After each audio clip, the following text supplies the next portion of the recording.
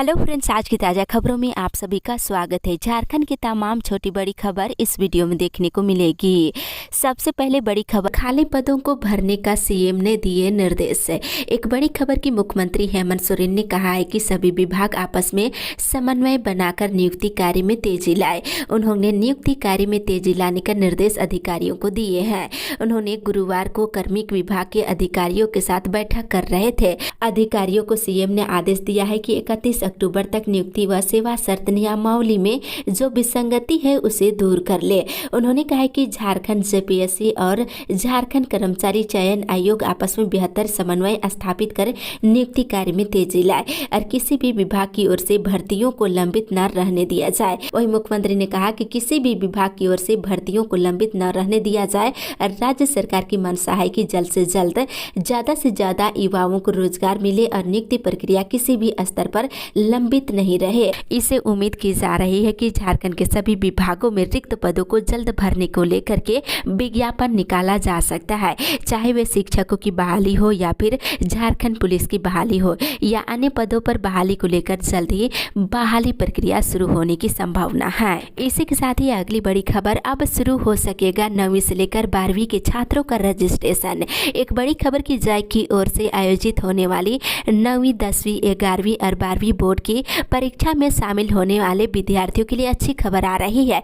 Jack में अध्यक्ष और उपाध्यक्ष का पद खाली होने के कारण 9वीं से लेकर 12वीं तक के परीक्षा का रजिस्ट्रेशन कार्य नहीं हो पा रहा था। स्कूली शिक्षा और साक्षरता विभाग ने इस बाधा को दूर करते हुए जैक के सचिव महीप कुमार सिंह को रजिस्ट्रेशन कराने का अधिकार दे दिया है। इससे संबंधित नोटिफिकेशन स्कूली शिक्षा एवं साक्षरता विभाग की ओर से जैक सचिव को भेज दिया गया है। इसी के साथ ही अगली बड़ी खबर, टीजीटी शिक्षकों की नियुक्ति को मिली हरी झंडी। इधर राज्य के गैर अनुसूचित जिलों में टीजीटी शिक्षकों की नियुक्ति को स्कूली शिक्षा और साक्षरता विभाग की हरी झंडी मिल गई है। इसके तहत राज्य के 10 अनुसूचित जिलों में 680 स्नातक प्रशिक्षित शिक्षकों की नियुक्ति की जाएगी। इसके लिए झारखंड कर्मचारी चयन आयोग ने विभाग को नियुक्ति की अनुशंसा भेज दी है। इसी की अनुशंसा के आलोक में माध्यमिक शिक्षा निदेशालय ने राज्य के कोडरमा, रामगढ़, गिरिडीह, हजारीबाग, चतरा, गोड्डा, बोकारो, पलामू, धनबाद और गढ़वा जिले के लिए डीएसी को पत्र लिखकर इतिहास और नागरिक शास्त्र विषय के 102 शिक्षकों की नियुक्ति की प्रक्रिया पूरी करने का निर्देश दिया है। इसी के साथ ही अगली बड़ी खबर, 1 से लेकर 15 दिसंबर के बीच होगा 10वीं और 12वीं की फर्स्ट टर्मिनल परीक्षा। एक बड़ी खबर की पहली बार बदले पैटर्न में होने वाली जैक की 10वीं 12वीं की फर्स्ट टर्मिनल परीक्षा 1 से लेकर 15 दिसंबर के बीच होगी। स्कूली शिक्षा और साक्षरता विभाग ने इस पर निर्णय लेते हुए झारखंड एकेडमिक काउंसिल को परीक्षा के आयोजन के लिए तैयारी करने का निर्देश दिए हैं। वहीं पहली बार 10वीं और 12वीं बोर्ड की एक परीक्षा के बजाय प्रथम और द्वितीय टर्मिनल परीक्षा लेने का निर्णय लिया गया है। झारखंड एकेडमिक काउंसिल के द्वारा ली जाने वाली 9वीं और 11वीं की परीक्षा भी इसी तरह 2 चरणों में आयोजित की जाएगी। झारखंड एकेडमिक काउंसिल की ओर से अगले महीने के प्रथम सप्ताह तक परीक्षा का कार्यक्रम जारी कर दिया जाएगा। इसी के साथ ही अगली बड़ी खबर, मनरेगा कर्मी आज घेरेंगे मंत्री आलमगीर आलम का आवास। इधर झारखंड राज्य मनरेगा कर्मचारी महासंघ ने 22 अक्टूबर को ग्रामीण विकास एवं पंचायती राज मंत्री आलमगीर आलम के आवास का घेराव करने का निर्णय लिया है। महासंघ के प्रदेश अध्यक्ष जॉन पीटर बागे और प्रदेश महामंत्री दीपक कुमार महतो ने प्रेस विज्ञप्ति जारी कर कहा है कि इस दिन राज्य भर के मनरेगा कर्मी मंत्री का रांची स्थित आवास का घेराव करेंगे। मनरेगा कर्मी वर्षों से अपनी मांगों की पूर्ति के लिए आंदोलन कर रहे हैं और कई बार सरकारें बदली पर हर बार सभी ने कर्मियों को सिर्फ ठगने का काम किया है। मनरेगा कर्मियों की मांगे जायज है और वर्तमान सरकार के मुखिया ने चुनाव के समय मनरेगा कर्मियों को वेतनमान और सेवा स्थायी करने का वचन दिया था। 1.5 साल से अधिक समय बीत गया है लेकिन अभी तक मांगे पूरी नहीं की गई है। इसी के साथ ही अगली बड़ी खबर, आज से रांची के 18 केंद्रों पर संयुक्त सहायक अभियंता की परीक्षा। इधर जेपीएससी ने संयुक्त सहायक अभियंता की परीक्षा की तिथि की घोषणा कर दी है। सीधी भर्ती मुख्य प्रतियोगिता परीक्षा आज से लेकर 24 अक्टूबर तक होगी। इसके लिए रांची में 18 परीक्षा केंद्र बनाए गए हैं। आज परीक्षा द्वितीय पाली में होगी। इसी के साथ ही अगली बड़ी खबर, झारखंड में ठंड ने दे दी दस्तक। रांची सहित राज्य के हर एक जिले के इलाकों में ठंड ने दस्तक दे दी है। सूरज ढलते ही शाम में ठंड का एहसास हो रहा है। मौसम विभाग से मिली जानकारी के अनुसार आज और कल 2 दिनों के अंतराल में तापमान में फेरबदल हो सकता है।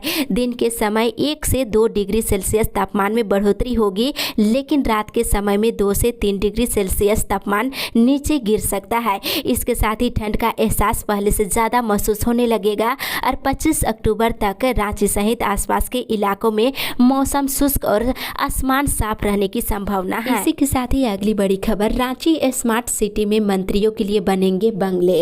एक बड़ी खबर की इधर कैबिनेट ने रांची में बन रही स्मार्ट सिटी में 11 मंत्रियों के लिए बंगले बनाने का योजना को लेकर मंजूरी दे दी है। इसके लिए 69 करोड़ 80 लाख रुपए की राशि स्वीकृत की गई है।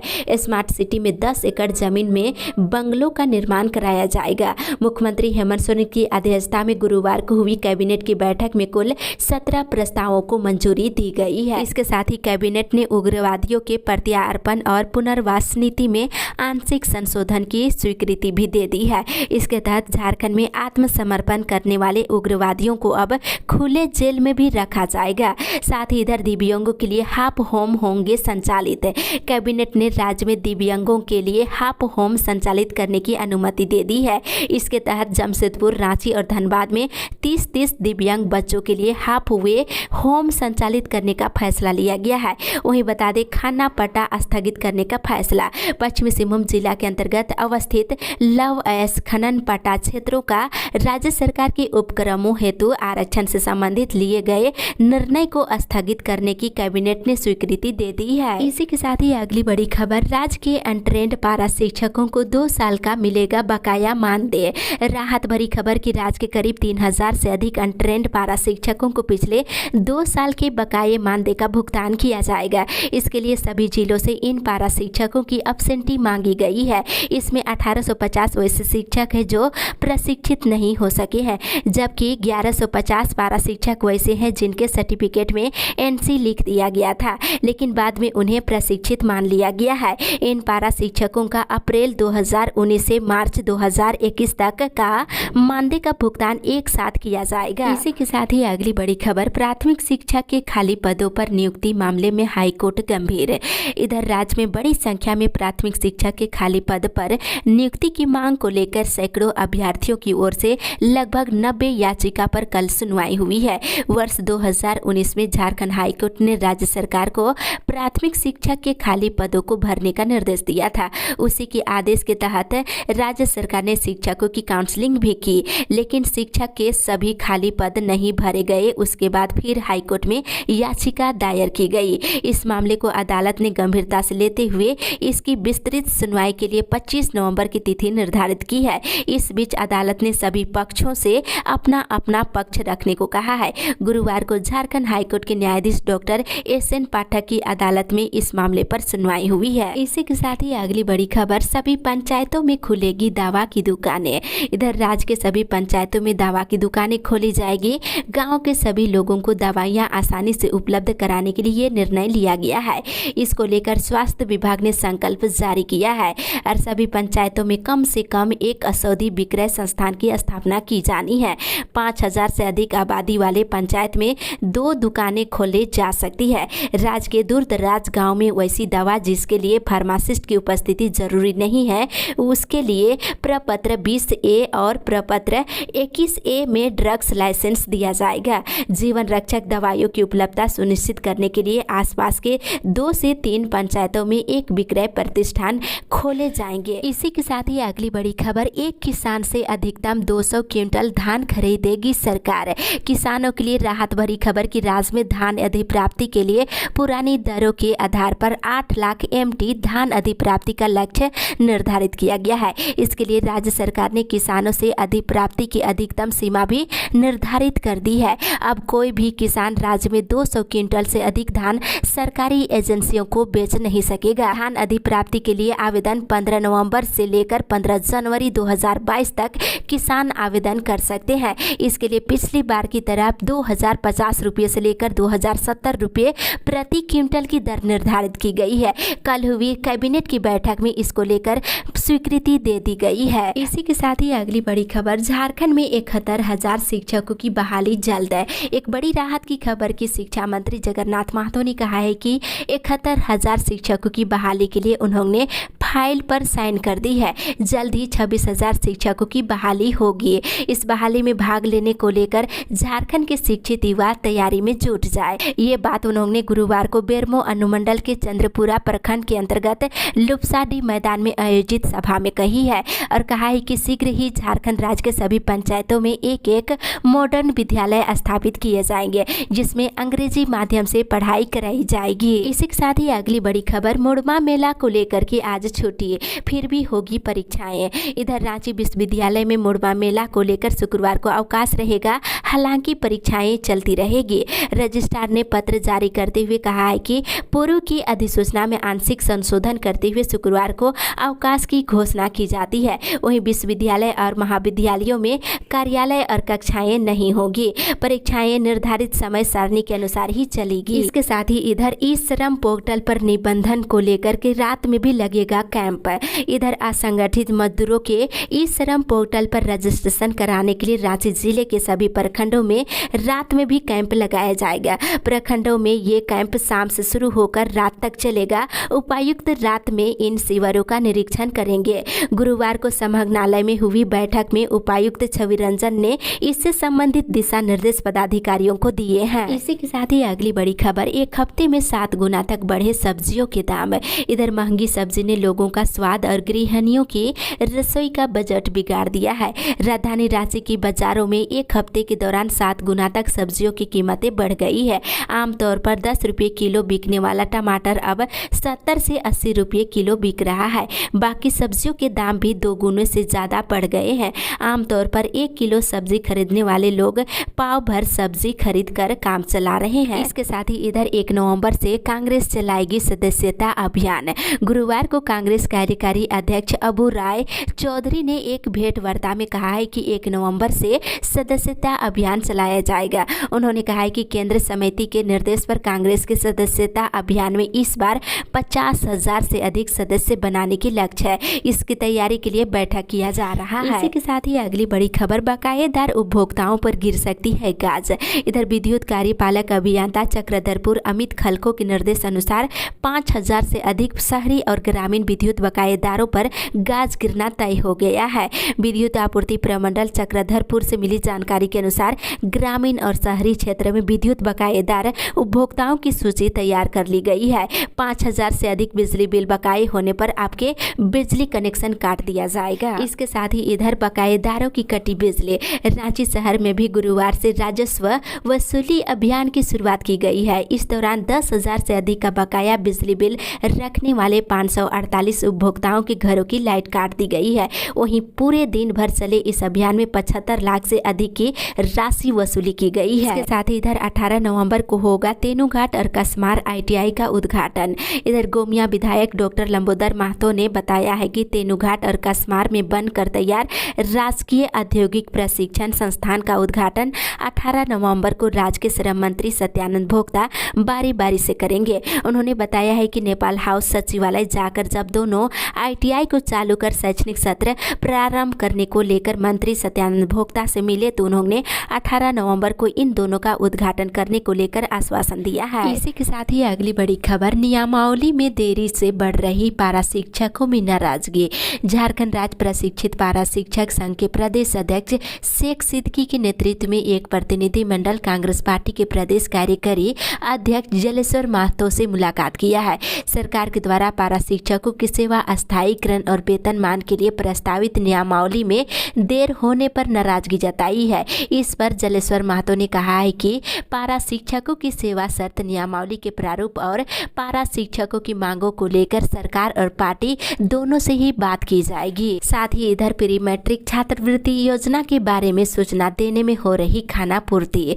कक्षा 1 से लेकर 10वीं तक के अध्ययन कर रहे छात्र छात्राओं को मिलने वाली प्री मैट्रिक छात्रवृत्ति योजना के तहत मांगी गई सूचनाओं में केवल खानापूर्ति की जा रही है। इस संबंध में जिला शिक्षा पदाधिकारी ने जिले के सभी प्रखंड शिक्षा प्रसार पदाधिकारी और अवर विद्यालय निरीक्षक को निर्देश जारी कर कहा है कि वित्तीय वर्ष 2021-22 में प्री मैट्रिक छात्रवृत्ति योजना कक्षा 1 से लेकर 10वीं तक अध्ययन कर रहे छात्र छात्राओं को छात्रवृत्ति के लिए विहित प्रपत्र में प्रतिवेदन हार्ड और सॉफ्ट कॉपी में उपलब्ध कराने का निर्देश दिया गया था, लेकिन कार्यालय को जो भी प्रतिवेदन प्राप्त हुए हैं उस सूची में छात्र छात्राओं का नाम, पिता का नाम अंकित करते हुए शेष कॉलम को खाली रखकर अनन फनन में विभाग में जमा किया जा रहा है। इसी के साथ ही अगली बड़ी खबर, बीएड परीक्षा पर विवाद, विद्यार्थियों में बढ़ी नाराजगी। इधर बीबीएमकेयू में बीएड सेमेस्टर 3 सत्र 2019 से 21 की परीक्षा को लेकर विवाद गहरा गया है। छात्र विश्वविद्यालय प्रशासन से परीक्षा कराने की मांग कर रहे हैं। गुरुवार को इसे लेकर छात्रों ने विश्वविद्यालय के परीक्षा नियंत्रक को ज्ञापन सौंपे हैं। साथ ही वहीं 25 से भरा जाएगा बीएड परीक्षा फॉर्म।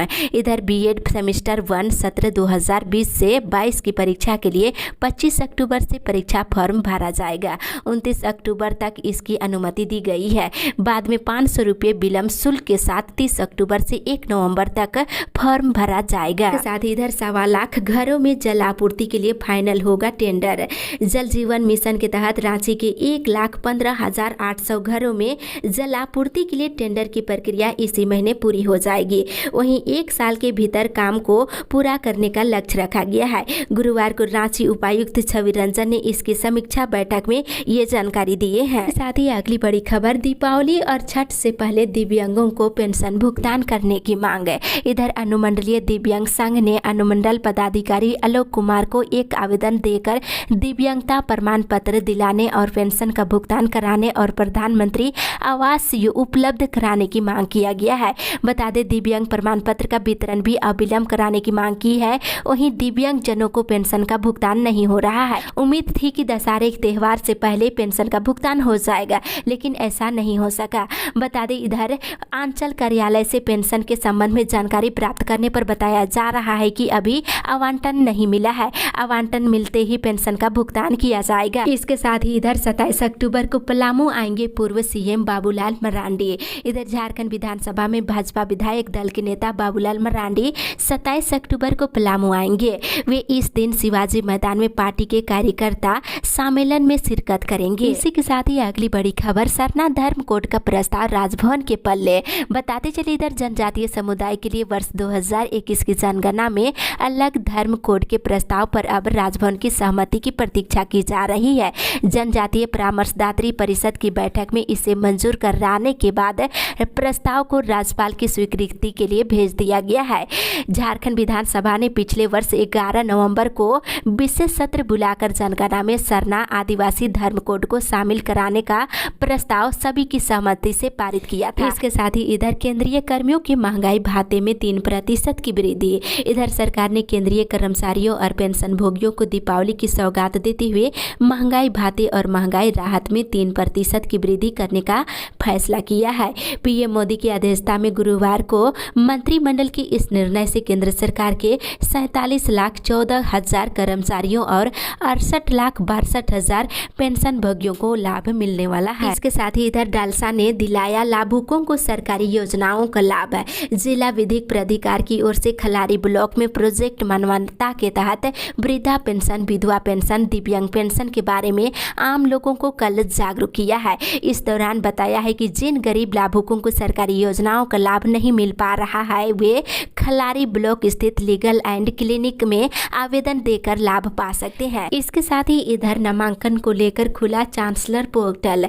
नीलांबर पीतांबर विश्वविद्यालय से संचालित स्नातक सत्र 2021 से 24 के सेमेस्टर 1 में नामांकन के लिए चांसलर पोर्टल खोल दिया गया है।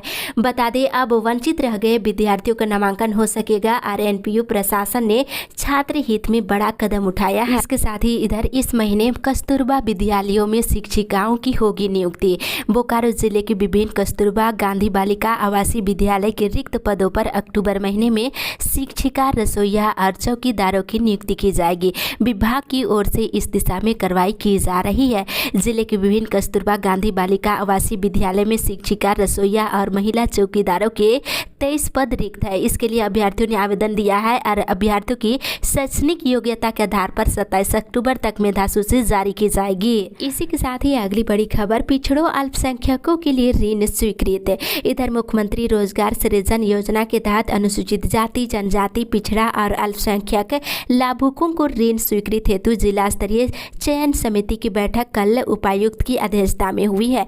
बैठक में चर्चा के बाद समिति ने अनुसूचित जाति के 11 और अनुसूचित जनजाति के 15 और पिछड़ा वर्ग के 15 और अल्पसंख्यक के 16 लाभुकों को ऋण की स्वीकृत कर दी है। इसी के साथ ही अगली बड़ी खबर, देश भर के जनजातीय नेताओं का महाकुंभ आज से। इधर भाजपा अनुसूचित जनजाति मोर्चा की 2 दिवसीय राष्ट्रीय कार्य समिति की बैठक के लिए देश भर के जनजातीय नेताओं का जुटान शुरू हो गया है। आज भाजपा अनुसूचित जनजाति मोर्चा के राष्ट्रीय पदाधिकारियों की बैठक होगी। वहीं 23 और 24 अक्टूबर को मोर्चा की 2 दिवसीय राष्ट्रीय कार्य समिति की बैठक की जाएगी। इसको लेकर के तैयारियां पूरी हो चुकी है। इसी के साथ ही अगली बड़ी खबर, पीजी में दाखिले को लेकर के खुला चांसलर पोर्टल। इधर BBMKU ने पीजी में दाखिले का ऐलान कर दिया है। आज से ऑनलाइन आवेदन की प्रक्रिया शुरू हो जाएगी। वहीं बताते चले, इधर स्नातक छात्रों की भी मेधा सूची जारी। BBMKU के एडमिशन सेल ने स्नातक के तीसरे चरण के लिए आवेदन भरने वाले अभ्यर्थियों के स्नातक छात्रों का मेरिट लिस्ट जो है जारी कर दिया है। गुरुवार को सभी कॉलेजों के मेरिट लिस्ट विश्वविद्यालय और कॉलेज की वेबसाइट पर अपलोड कर दिया गया है। इसके साथ ही इधर 10 साल के लिए सेल में वेज रिवीजन। सेल में गुरुवार देर रात वेज रिवीजन का समझौता हो गया है। भारतीय मजदूर संघ और सिंटू की आपत्ति के बावजूद सेल प्रबंधन और NGCS में शामिल यूनियन ईटक, एटक और HMS ने सहमति जता दी है। 59,000 कर्मचारियों को इसका लाभ मिलने वाला है। नया वेज रिवीजन 10 साल के लिए होगा और ये अप्रैल 2020 से ही लागू होगा। इसके तहत 13% MCB और 26.5% पर्स दिया जाएगा और 6% पेंशन पर भी सहमति बन गई है। कर्मचारियों को अप्रैल 2020 से अभी तक का एरियर का भी भुगतान किया जाएगा। और भारतीय मजदूर संघ के प्रतिनिधि आज इस्पात मंत्री से मुलाकात करेंगे। इस अपडेट में बस इतना ही।